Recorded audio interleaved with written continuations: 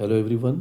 आज हम करने जा रहे हैं क्वेश्चन नंबर 100, जो कि एडिशनल प्रैक्टिस क्वेश्चंस जो सीबीएसई की तरफ से है 2023-24 के टॉपिक वेक्टर में से। चलिए स्टेटमेंट को करते हैं read. The flight path of two airplanes in a flight simulator game are shown below. ठीक है, यहाँ पे वैसे अगर मैं पिक्चर की बात करूँ तो थोड़ी इतनी क्लैरिटी नहीं है। एक प्लेन यहाँ पे है कुछ, एक यहाँ पे कुछ नज़र आ रहा है। ठीक है, चलो आगे बढ़ते हैं। The coordinates of the airports P and Q are given as, P और क्यू दिखाए गए हैं यहाँ पे। Airplane one flies directly from P to Q. ठीक है, एक जहाज पी से क्यू की तरफ उड़ता है।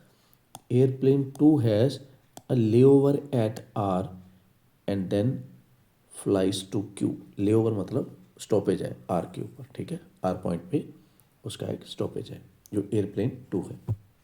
अब आगे, the path of airplane two from P to R can be represented by the vector this.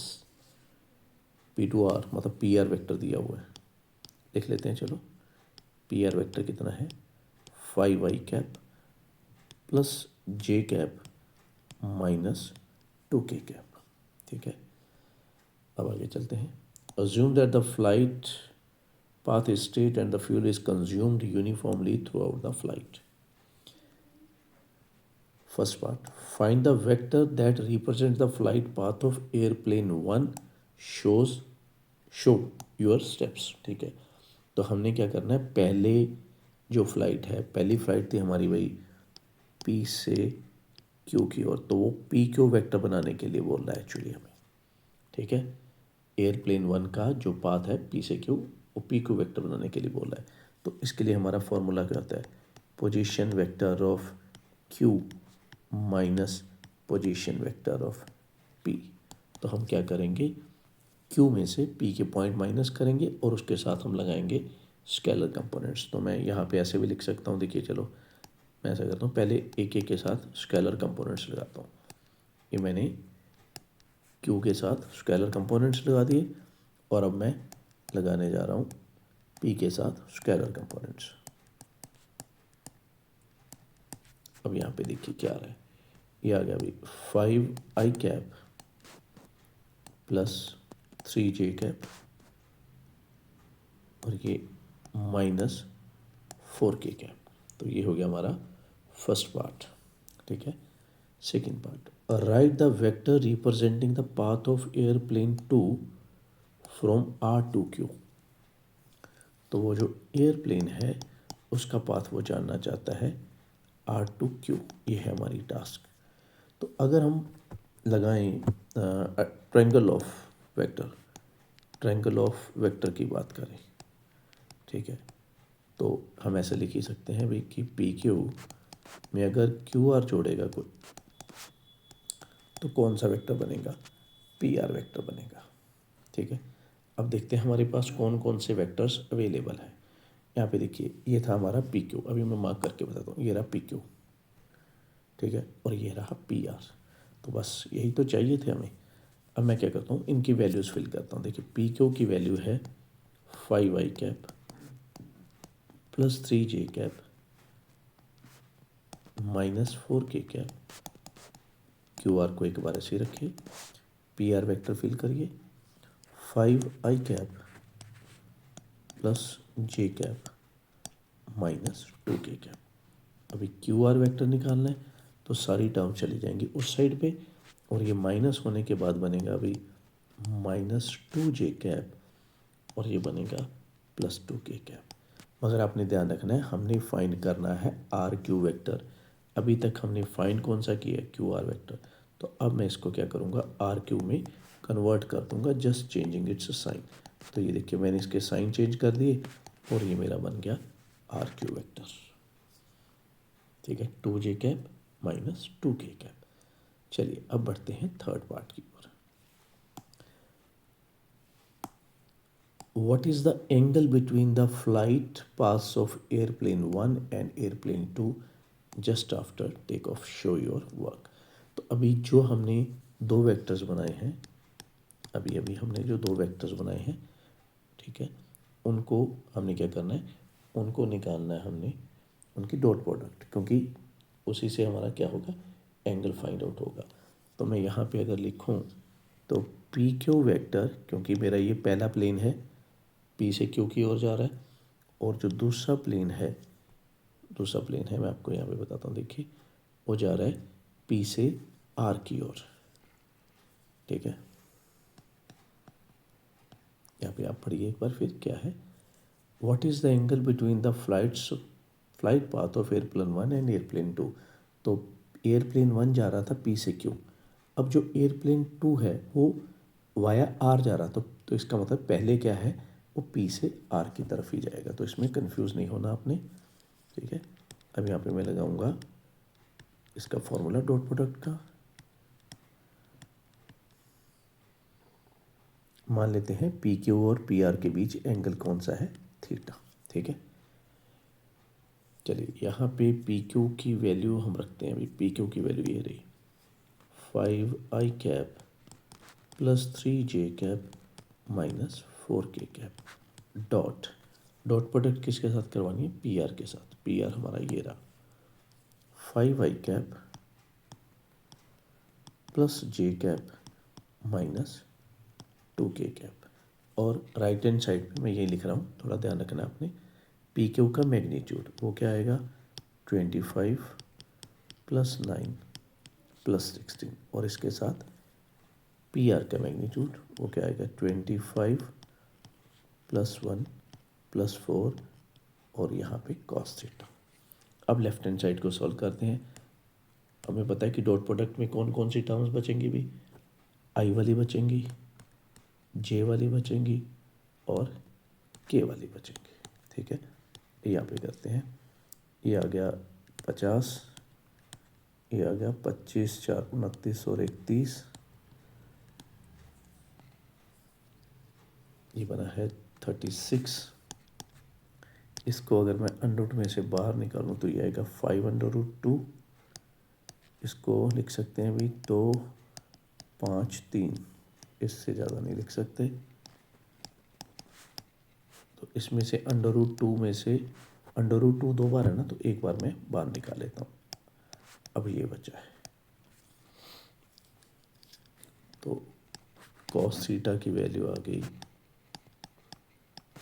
कुछ इस तरह से, इसको हम काट लेंगे यहाँ पे थोड़ा सा, और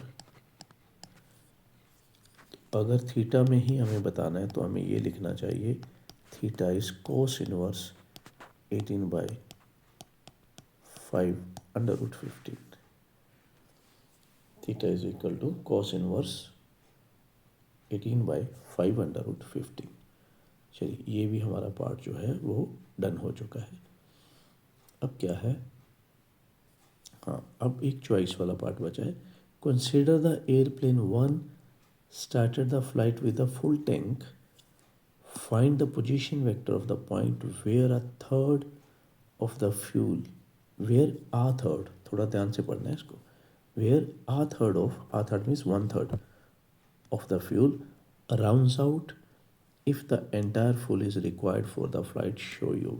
थोड़ा एक मैं बोलूँगा, एक तरह का ये थोड़ा सा इनडायरेक्ट उसने बताया हुआ है, इस बात को आपने समझना है। एक बार मैं आपको फिर से दिखाता हूँ, देखिए क्या बोल रहा है वो, कह रहा है पोजीशन वेक्टर फाइंड आउट करिए उस पॉइंट का जहाँ पे 1/3 of the fuel, a third मतलब 1/3, 1/3 फ्यूल जो है वो ख़त्म हो जाता है, entire fuel is required for the flight, show your work, ठीक है। और यहाँ पे बोला गया, देखिए एयरप्लेन 1 की बात कर रहा है, तो इसका मतलब साफ है, देखिए एयरप्लेन 1 का रूट कहाँ पे है, एयरप्लेन 1 था हमारा पी से क्यू, ये था, ठीक है। अब देखिए मैं आपको बताता हूँ, देखिए क्या हुआ कि पी से क्यू की तरफ प्लेन जा रहा था, आप इसको इस तरह से समझिए, और रास्ते में एस जगह पर फ्यूल जो है वो 1/3 ख़त्म हो गया, तो 1/3 ख़त्म होने का मतलब है कि भाई ये एस पॉइंट जो है वो पी क्यू को 1:2 में डिवाइड कर रहा है, तभी तो P से S जाने के लिए कितना तेल ख़त्म होगा, 1/3 ऑफ द टोटल, और S से Q जाने के लिए कितना तेल ख़त्म होगा, 2/3 ऑफ द टोटल। ठीक है, तो इसीलिए मैं बोला था थोड़ा सा उसने इनडायरेक्ट तरीके से हमें रेशो बताई हुई है, क्योंकि रेशो बताए बिना हम पॉइंट फाइंड आउट भी नहीं कर सकते थे। तो अब मैं यहाँ पे P के कोऑर्डिनेट्स लिखता हूँ, Q के लिखता हूँ, फिर हमारा काम थोड़ा सा आसान हो जाएगा। P के कोऑर्डिनेट्स अभी -213 यहाँ पे लिखने पड़ेंगे, -213, और यहाँ पे लिखूँगा मैं Q के कोऑर्डिनेट्स। Q के कोऑर्डिनेट्स हैं 3 4 -1। ठीक है, 3 4 -1। अब मैं लगाऊंगा सेक्शन फार्मूला, ये 1 इधर मल्टीप्लाई होगा, 2 इधर मल्टीप्लाई होगा, तो मैं यहाँ पे लिखूँगा पोजीशन वेक्टर ऑफ S 1 × 3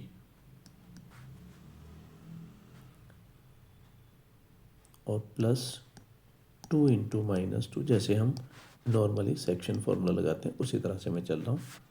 ठीक है, अब 1 × 4 +2 × 1 अपॉन रेशियो का सम, 1 × -1 +2 × 3 अपॉन 1 + 2।